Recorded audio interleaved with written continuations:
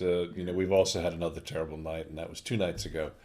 We had a shooting in South Carolina where 9 were dead. The pastor, Clementa Pinckney, is one of the victims. Very infamous and famous pastor. I mean, he has this most amazing voice, and sonorous voice, isn't it? just incredible. And he's a state senator in South Carolina. And he was pastor of the historic African Emmanuel AME Church in downtown Charleston, and Dr. King preached there.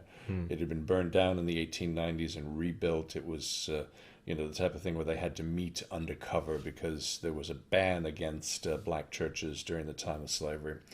And yet we have a situation where the Confederate flag still flies over the State House there in South Carolina. And yeah, it was the work of apparently a lone white gunman who was captured in the most extraordinary way. But he went into Bible study, worshipped with the people for an hour, and then nobody saw it coming as he stood up and said, "I came here to kill black people." And allegedly shot and killed 8. 1 died en route to the hospital. He let 1 woman live to tell everyone what happened. And what must she be thinking? Have all that on her shoulders as well. It's just terrible. President Obama was in the Brady press room yesterday, and he had this to say. But I don't need to be constrained about the emotions that tragedies like this raise. I've had to make statements like this too many times. Communities like this have had to endure tragedies like this too many times. We don't have all the facts, but we do know that, once again, innocent people were killed in part because someone who wanted to inflict harm had no trouble getting their hands on a gun. Now is the time for mourning and for healing. But let's be clear. At some point, we as a country will have to reckon with the fact that this type of mass violence does not happen in other advanced countries.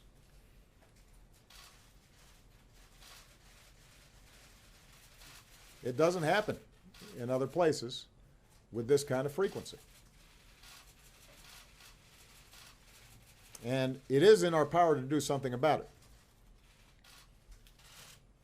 I say that recognizing the politics in this town foreclose a lot of those avenues right now. But it'd be wrong for us not to acknowledge it. So that was President Obama yesterday in the Brady press room shortly after the arrest of the suspect in the shooting. And I guess the question that continues to eat away at me is, what can be done? Where is the political will to do the right thing here? I mean, these lone gunmen are called now Wayne LaPierre's children. He's the head of the National Rifle Association, which is the group that fights every impulse, every law, every attempt to register firearms, to limit firearms, because of this Second Amendment right. I mean, because they use, in parts of the states, they use gun licenses as a form of identification. It's easier to have a gun license than other things, isn't it? It is, and you can use your gun license to register to vote, but you can't use your student ID. I mean, that'd be crazy. Which is shocking. Yeah. I mean, he's intimating there. I mean, Obama's intimating there should be more gun control, and he's absolutely right. But I mean, we have seen all this before, haven't we? In the past, there have been so many occasions, I think it's 14 occasions in 7 years, about when he's had to make statements similar to this. And, I worry about the fact there is a lack of leadership on this. The Americans are so wedded to this, the constitutional right to bear arms, and, what is that all about? I mean, the Constitution was written by a bunch of slave owners anyway. Well, some of them were slave owners in the mid-18th century, and the Constitution has changed anyway. So what is that all about? Why can't you do something about it? You also, when you were talking about the right to bear arms, you were talking about musket balls and musket rifles, single-shot rifles, not these AR-15 assault weapons that can, fire off 30, 50 shots at a time. Exactly. And these, huge magazines. It's a different time. Ryan, what about yourself? What do you have to say on this? Well, I think one of the main problems in America when it comes to this is that the type of people that always seem to get shot, it does seem to be very much race-orientated as well. And when it comes to tackling guns, there's just too much money in it. And so you've got a whole section of society that's being targeted by mass money in guns. I'm not saying it's necessarily the people that are selling the guns that are directly aiming it at them, but it's the people that buy the guns and that then use the guns in a bad way that reject any form of control. That seems to be the main problem. Yeah, I mean, Wayne LaPierre again, he said the only thing that'll stop a bad guy with a gun is a good guy with a gun. And you think that's just insane. I mean, every time I go to the United States now, I'm absolutely shocked. I mean, I was just there 3 weeks ago, and there's something like 340 million guns. That's more than there are people in the United States. And, there are a whole bunch of people like myself who won't even look at a gun. So think of the number of guns that are out there in circulation, the firepower. I mean, I was watching one of those worrying, stupid storage hunter type shows, where they go into these storage bins and cut the lock and they bid on the contents. And, there was this one bin where there was a virtual arsenal in there. So they were going to make, 10 times what they paid. But while they were rooting around in there, the wife found a simulated Gatling gun, which was an old-fashioned machine gun. They're against the law, thank goodness, in the States. But she accidentally pulled the trigger and fired off about 15 rounds like that. And her husband was standing right there, and miraculously he wasn't hit. And you think about accidental gun deaths, you think about all of these issues. Which I'm happen at huge scared to amounts. death when I go to that country now. God, I mean, would you ever come back, to America? I mean, I go and I visit and I do Live there, business there, but I don't think I could ever go and. I mean, think about the road rage that we encounter here. All right, I mean, when you cut somebody off and somebody gets out of their car or whatever, I mean, I've seen that time and time again. Just imagine that now with a gun. Yeah. I mean, Ryan, you're a young guy. I mean, do you have this? Do you understand this obsession with guns? I mean, are you obsessed with? Well, you're obviously not. But I mean, this whole thing about guns. I mean, do you get it at all? I get the idea behind, if you like, gun games and things, but when it becomes real guns outside of like the shooting area, I think most people even feel guilty carrying it from their home to go out shooting, for example. And I know because obviously I go through Southampton, I study in Portsmouth. The idea of a gun there seems perverse outside of, for example, a PlayStation or an Xbox. And it's a bit different in the forest because obviously you've got farmers and things like that. But even then, they tend to hide it in the back of the car till they actually get to where they need it, and then they shoot it, and then they don't tell anybody they've done it, because even hunting's seen as a bad thing here, which I also kind of side with to a certain extent. So we have got this kind of... Yeah. I mean, there is this video games which are completely different, but they are quite violent images in there.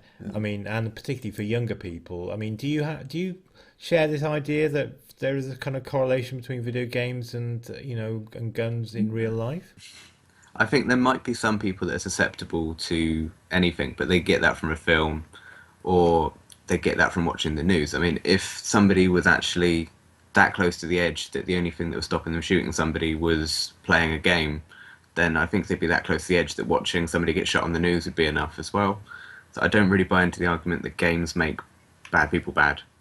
Well, there's also, the new line of defense from the gun owners is this whole idea of, because we do such a terrible job of identifying and then dealing with mental illness, that that's the issue and it's not the guns. And I keep thinking, yeah, but what the president just said about the ease and the ability. I mean, they can't even close the gun show loophole, which is this amazing thing that if you go to this, in essence, a car boot sale, a gun show, and purchase a gun there, you don't have to go through the reporting requirements. So basically, you can pass guns down. You don't have to do background checks. You don't have to do any of that stuff.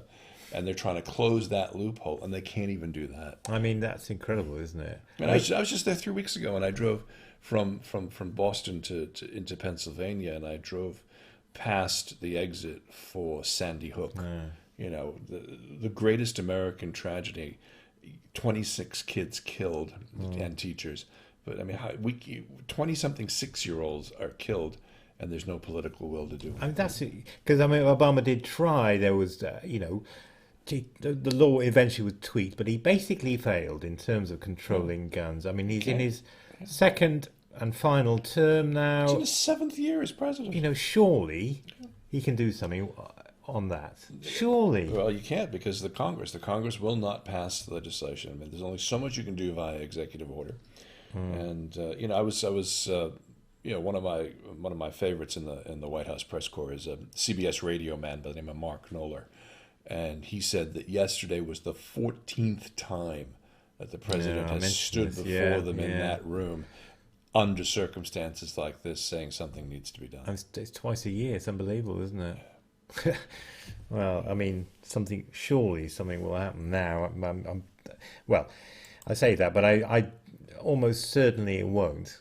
No. Because the NRA is such a powerful lobby, and so many people in America do cling to this idea that it's part of the constitutional right to bear arms, even though it's in the days of militias. And that's the other thing, it's about controlling the militias, wasn't it? And so that you'd have a stronger kind of federal army. Yeah. I mean, and it was 18th century, for God's sake. This is 2015, Yeah, I mean, and the argument is essentially dishonest, and that's the part I don't like, is that they've been saying since President Obama was elected that the black man is coming to take your guns away, and it couldn't be further from the truth. Just absolutely ridiculous.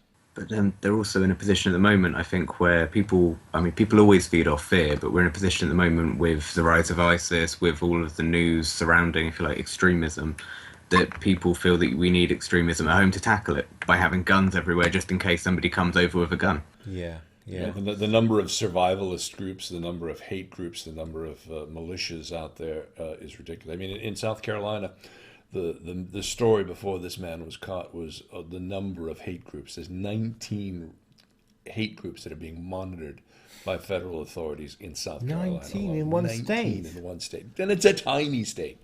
That's incredible, isn't it? I just can't get over that. I mean, it's unbelievable. Well, we're going to go to break a bit early today. Our hearts are heavy, and our thoughts and prayers are with the families of those who suffered through this.